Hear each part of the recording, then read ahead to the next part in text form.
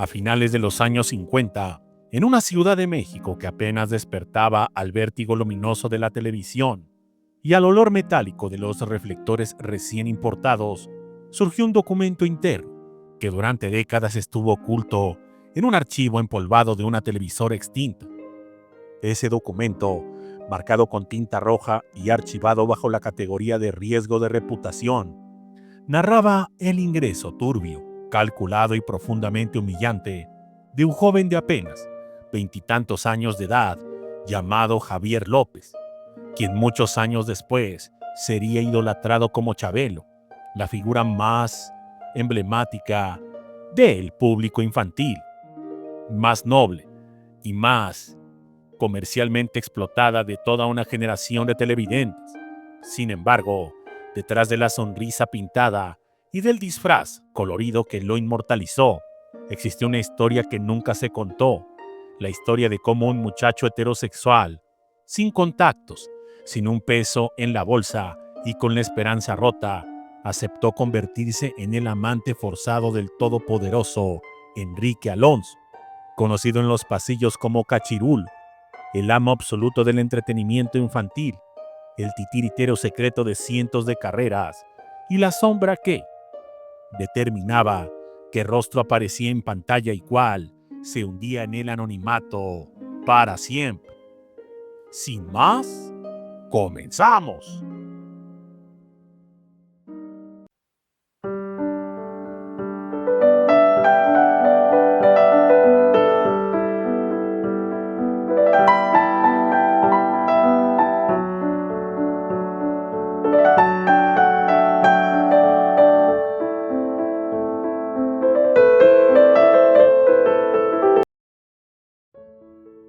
Según las primeras hojas del expediente, Javier llegó a la industria como llegan los desahuciados, con una foto de estudio barata, con un currículum inflado y con un hambre de oportunidades que lo hacía vulnerable a cualquier mano que se alzara con autoridad.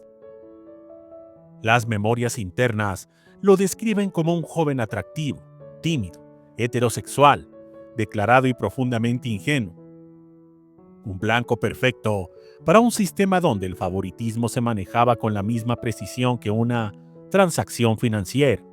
El expediente deja claro que la carrera de Javier nunca habría comenzado sin la intervención directa de Enrique Alonso, quien en ese entonces era más que un conductor famoso, más que un actor. Era la fuerza silenciosa que decidía quién respiraba dentro de los foros y quién era expulsado al olvido sin ni siquiera decir adiós.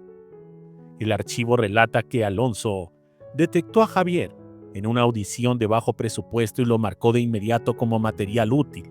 A partir de ese momento, el joven fue arrastrado a un círculo privado del que nadie hablaba con voz alta.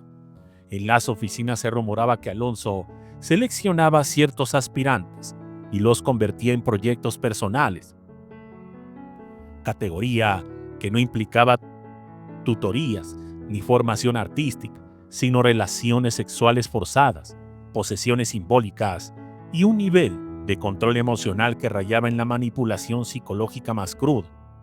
Javier, heterosexual y confundido, quedó atrapado en ese mecanismo oscuro y opresivo, donde su vida privada dejó de existir y su cuerpo emocional se convirtió en moneda de cambio para garantizarle una entrada al mundo del espectáculo.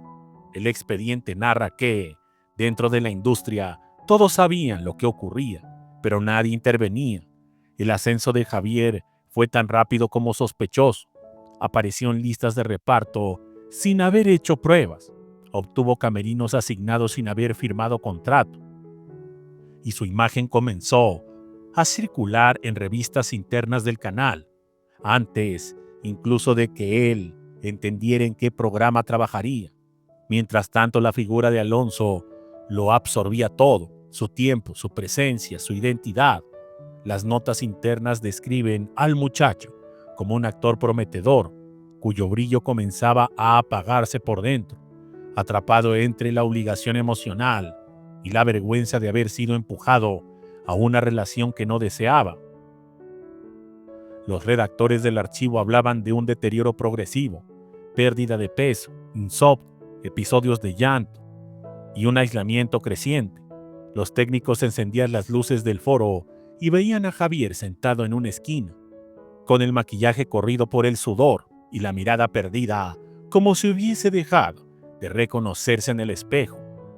En su libertad personal, incluida en el expediente, escribía frases que revelaban su fractura interna, confesiones desesperadas sobre sentirse obligado a sostener una vida que no había elegido, sobre haberse convertido en la propiedad simbólica de un hombre que tenía el poder de destruirlo con solo negar su existencia pública. Su heterosexualidad se convirtió en una especie de condena silenciosa, un recordatorio cruel de que la vida que vivía no era la suya, sino una versión distorsionada impuesta por la influencia absoluta de Alonso.